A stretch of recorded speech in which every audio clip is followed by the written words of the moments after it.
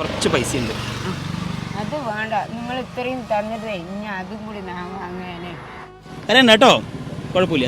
ഒരു മകൻ ചെയ്യണമെന്ന് വിചാരിച്ചാൽ കേട്ടോ. മീശക്കാരന്റെ യാത്രാ മധ്യേ പാലക്കാട് കൊഴിഞ്ഞാമ്പാറ റൂട്ടിലെ പോളിടെക്നിക്കിന് അടുത്തുള്ള ഒരു കുഞ്ഞു കടയും ബോർഡും കണ്ട് വണ്ടി നിർത്തിയതാണ്. അവിടെ ആകെ ഉണ്ടായിരുന്നത് ഒരു അച്ഛനും അമ്മയും. ഈ അമ്മയ്ക്ക് ഇളനീർ കച്ചവടമായിരുന്നു. മഴയായതുകൊണ്ട് കച്ചവടം കുറഞ്ഞപ്പോ പാലക്കാടൻ സ്പെഷ്യൽ കോഴിയും കുമ്പളങ്ങിയും ചോറും കൊടുക്കാൻ തുടങ്ങി. കഴിക്കാൻ ചെന്നപ്പോഴോ പൊട്ടിപ്പൊളിഞ്ഞ സ്റ്റൂളുകളും വീഴാറായ മേശയും ആ അച്ഛനിരിക്കാൻ പോലും ഒരു കസേര അവിടെ ഇല്ല. പിന്നെ ഒന്നും നോക്കിയില്ല, നേരെ ഒരു പ്ലാസ്റ്റിക് കടയിലേക്ക് ചെന്ന് അത്യാവശ്യം വേണ്ട സാധനങ്ങൾ വാങ്ങിച്ചു. തിരിച്ചു ചെന്ന് അമ്മയുടെ കയ്യിൽ നിന്നും ഒരു ഇളനീരും വാങ്ങിച്ചു കുടിച്ച് കാശില്ലെന്ന് പറഞ്ഞപ്പോ പൊക്കോ മകനെ എന്ന് പറഞ്ഞ ആ അമ്മയ്ക്ക് മീശക്കാരൻ കൊടുത്തത് ഒരു കുഞ്ഞു സർപ്രൈസ് ആയിരുന്നു. ഇതെല്ലാം കഴിഞ്ഞ് ആ അച്ഛന് കുറച്ച് മരുന്ന് വാങ്ങാൻ പൈസയും കൂടെ കൊടുത്തപ്പോ ആ അമ്മ പറഞ്ഞ മറുപടി നിങ്ങൾ തന്നെ കേൾക്കൂ. കുറച്ച് പൈസയുണ്ട്.